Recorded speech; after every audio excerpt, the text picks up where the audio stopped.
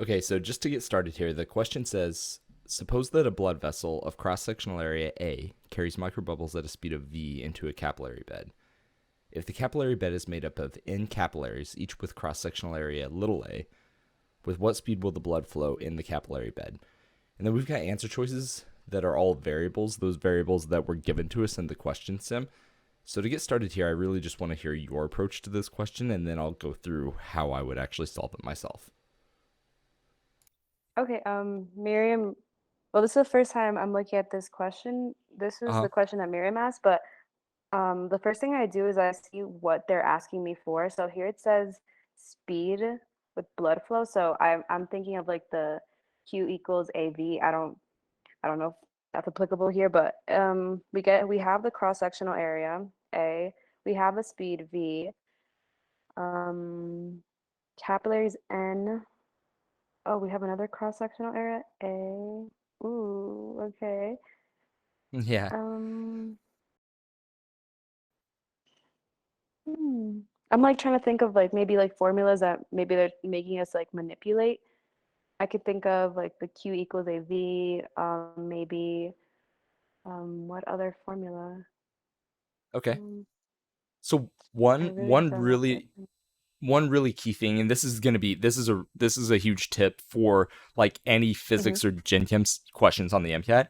They love to give you a scenario, and then so that you've got like situation one, and then change a couple variables around, and then ask you a question about situation two. Okay, so anytime you get a question where that's happening, and here we can kind of decode that it's really the probably the hardest part is figuring out when it's actually doing that. And so we can decode Mm-hmm. that it's this being one of those situations because basically what's happening here is it's telling you you've got some larger blood vessel, right? And that larger blood Okay. vessel is going to split into a capillary bed, and so you're going to have a capillary bed that's got multiple smaller blood vessels, right? And so that each of these small capillaries is going to have a cross sectional area of little a. All right. And whereas the big blood vessel had a cross sectional area of big A. That's the situation that the question is set up for us. And so basically, what it's wanting to know, it's saying that it's saying so this one, the speed of blood flow in this vessel right here, is what they define as V for you. And so then what they're wanting to know is what the speed of, so we could call that like our V1, right? And so what they're asking us for is what the speed of Mm-hmm. the blood flow will be in this entire capillary bed simultaneously. And so we'll call that V2. All right, so and then the very last thing that you need to know is that it defines N, right? N as the number of capillaries. Okay, so how do you think that N is going to relate to overall blood vessel or the overall situation of blood flow here? Um, so I believe that the N, so the amount of capillaries, like the ends would affect like the overall, like the little a, I guess. So maybe I'd do like N times little a. Perfect. Yeah, yeah. So N times little a is going to be sort of equivalent to the whole big A altogether. And so what this situation really is, because you're recognizing we've got a before and an after, or situation one and situation two. So anytime you do that, you want to make Mm-hmm. sure you're using an equation that gives you like a 1 and a 1 and a 2 and a 2. You know what I'm saying? Like P1 V1 Right. divided by T1 equals P2 V2 divided by T2, for Mm-hmm. instance. So this one is similar to that, but we're using this continuity equation. Our question's asking us, what V2 is. Once we solve for V2, that's the answer to the whole thing, right? And we know what A1 and V1 are.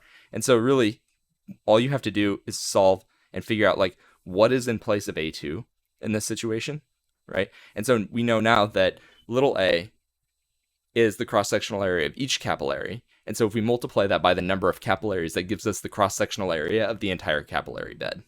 Oh, I see it. Quick Yes. question. Oh, wow. So I think I like had trouble like understanding the layout, if you don't mind. Actually I could probably just rewatch what you said earlier, Oh if no, it's fine. I anything. can go back through it with you. So the setup here is because the question's saying, suppose that you've got it's basically like you know how big blood vessels will split into smaller and smaller blood vessels as you go out into the into the tissue, so that you can get blood into capillaries, and that allows you to have nutrient and gas exchange with the tissues themselves. So Right. yeah, so when that's happening, as the blood vessel splits into smaller and smaller vessels, you get the same overall fluid flow in the smaller vessels, but it's like the sum of those small vessels has the same fluid flow as the big vessel that it came from. Okay, so what's occurring here is that they give you big A as the cross-sectional area of the big vessel, where it's coming in, right? And I show that right here. I don't know if you can see my cursor or not, but I guess not. But I show that right here, that the big A is that thing that they give you talking about the cross-sectional area of the big blood vessel. And then it's saying that V is the velocity of the blood, or the speed of the blood going as it goes into the capillary bed. Right, so like the velocity as it's leaving the big blood vessels. Okay, and so then the question is saying if the capillary bed is made up of N capillaries, so that little n is just the total number of capillaries that we have right here. If it's made up of N capillaries, and each of those little capillaries has cross-sectional area A, right? So that's where I put the little A here next to each capillary, because each of these things is a capillary, right? Are you following me to this point, or do you have any questions? Feel free to interrupt me, by the way, if you have any questions at all during any of this. That's kind of how I function. It's best if you interrupt me. That way I don't just like keep talking and you don't get it. But okay. I love interrupting people. All right, cool. So anyway, so you're good to this point then, right? Yeah, I'm solid.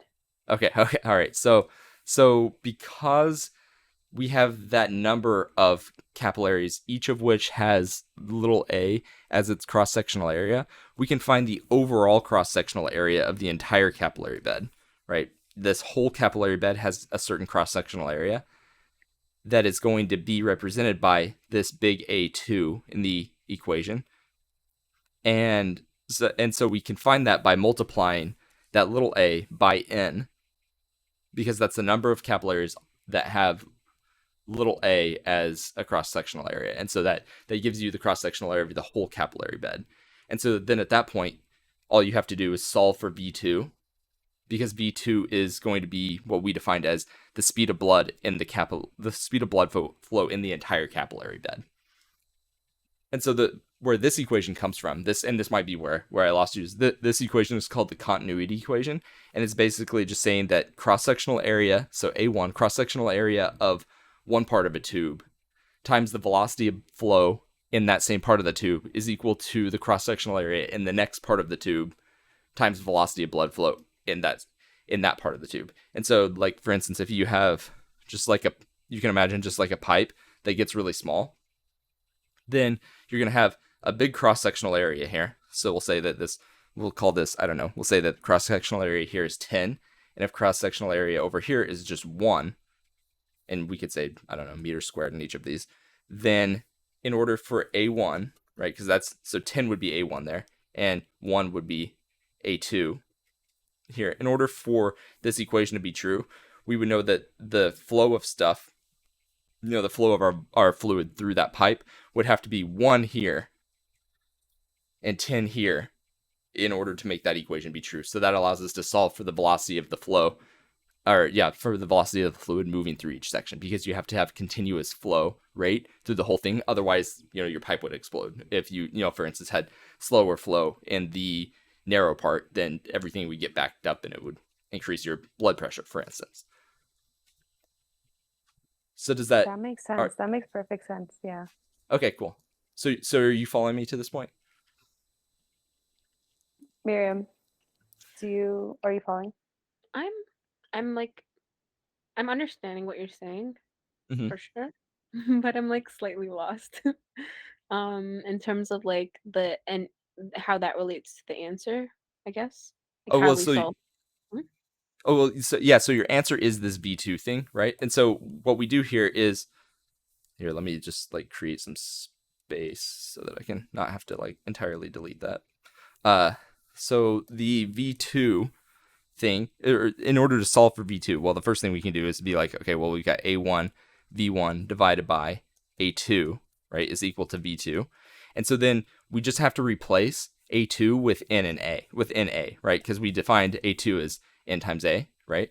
And so then we got A1 times V1 divided by NA, N times A is equal to V2.